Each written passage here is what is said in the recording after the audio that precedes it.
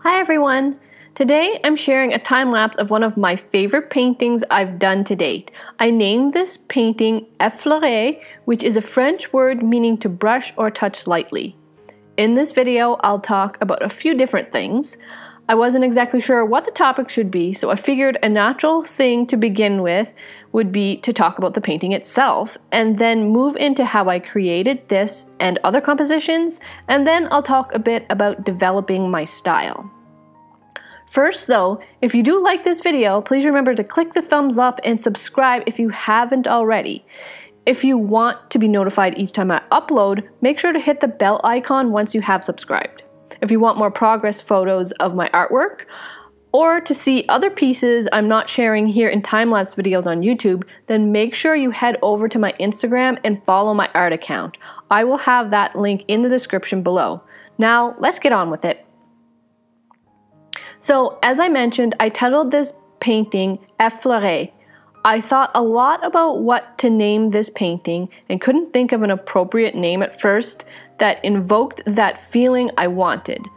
I mean, I hope the painting itself does a good job with that part, but a title should lend itself to the intended feeling as well. I feel like this painting has a bit of a mysterious feeling to it. There's a beautiful girl whose eyes don't meet the viewer, and you really aren't sure exactly what she's thinking or feeling. Is she happy, sad, in love, or nervous? Whatever it is, you feel as though you want to or should reach and touch her shoulder gently. To find that perfect word to sum this all up, I went outside of the English language and found the perfect French word that just seemed to fit that exact feeling. So I really like the idea of having little stories behind my paintings. I often think about these stories or messages as I'm building my compositions. Sometimes the stories begin to formulate in my head from one single reference image. It speaks to me, and then I build on it with other reference images to make that story come to life in one single composition. My favorite subject to paint, or even draw, is the human form. It has been from the time I started drawing, seriously drawing, back at 14 years old, because we all draw as children. But when I started to take my art more seriously. So to create my original compositions, I usually begin with a reference photo of a person, since that's normally what I paint or draw.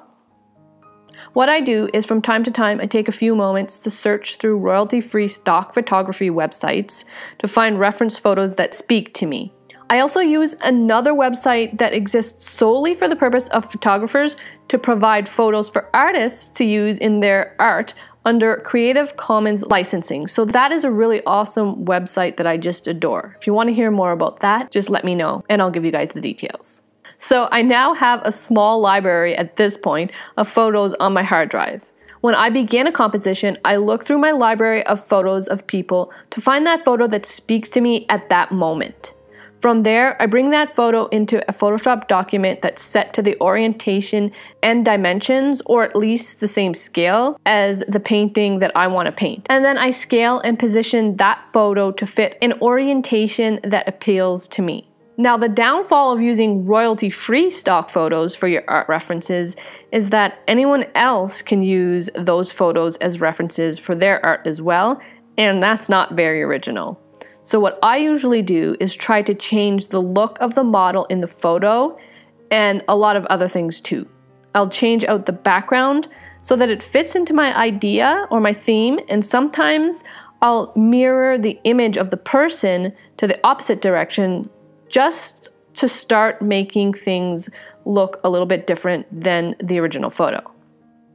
I then sometimes proceed to change the look of the person with a combination of using the liquify filter in Photoshop and then Frankensteining or collaging other photos of people together over the original.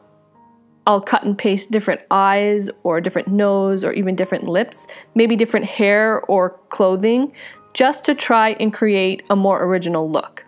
Sometimes I'll even photograph my own hands or myself in a certain pose to cut and paste in because I want a different one than in my initial reference image and I'm unable to find suitable reference images elsewhere.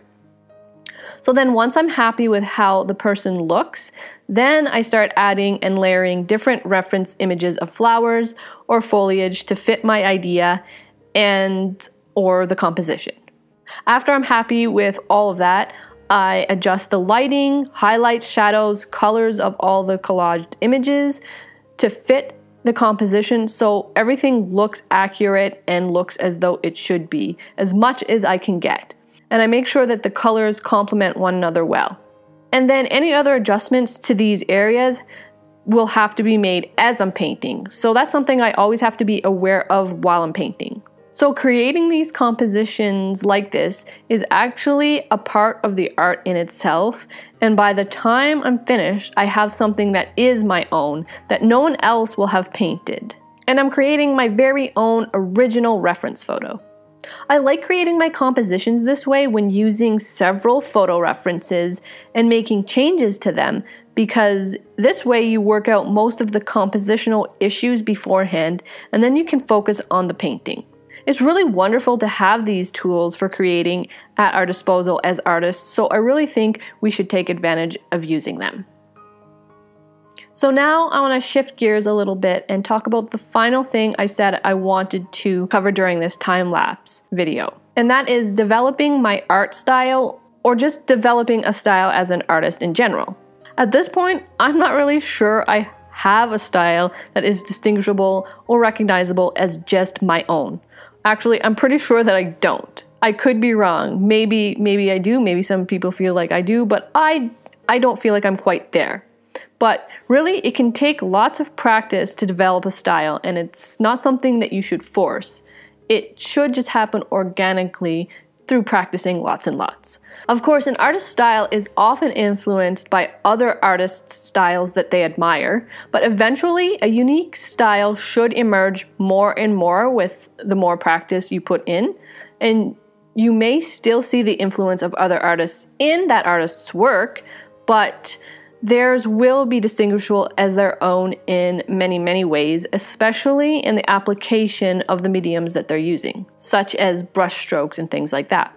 In my case, as I mentioned earlier, I'm drawn to painting and drawing people, women predominantly, and then incorporating flowers, foliage, and other pretty things that inspire me to capture their beauty.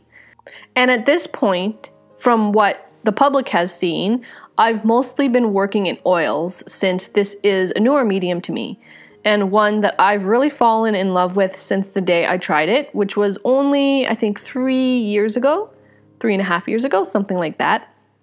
So it's a fairly new medium to me, considering, as I said, I started being more serious about my art when I was about 14 years old. But the thing is, as much as I feel that it's important to have your own style, I also feel like you shouldn't limit yourself to one subject or one medium as an artist if you don't want to. Of course, on the flip side, it's completely fine if you do love to just draw or just paint, and if you do love to depict only people or only animals or only waves. But you don't have to paint just florals or just landscapes or just seascapes and so on. And you don't have to be an oil painter, acrylic painter, graphite artist, and so on. And I feel like some artists may feel pressured to settle on one medium and one subject when there's just so much more to explore, if they have the desire to. For myself, as I said, I love oil paints right now, but my original favorite mediums were watercolor, graphite, and charcoal, and I still love working with them, and I still plan to. And I love many subject matter, not just one, though people and portraiture is my favorite. I feel like my ultimate passion is color, but also how light interacts with subjects, creating contrast, changing colors, creating colors that aren't seemingly or obviously there, and creating different shapes. When I see these things, they demand my attention, no matter the subject, and I want to capture that beauty. So while my subject will mostly be human figures and portraits with florals, now and then I will paint or draw what demands me to, like my mom's cute dog and cat that I recently painted. And you can check those pieces out on my Instagram if you haven't seen them already. Or if you just want to take another look, of course. Well, I guess I've come to the end of all the things I chose to talk about in this time-lapse video. I'm not really sure the subjects work cohesively But they were all about art, so they have that in common. Again, don't forget to like and share this video if you did like it, and subscribe to my channel. I hope you guys all have a super awesome day, and I'll catch you guys in my next video. Bye!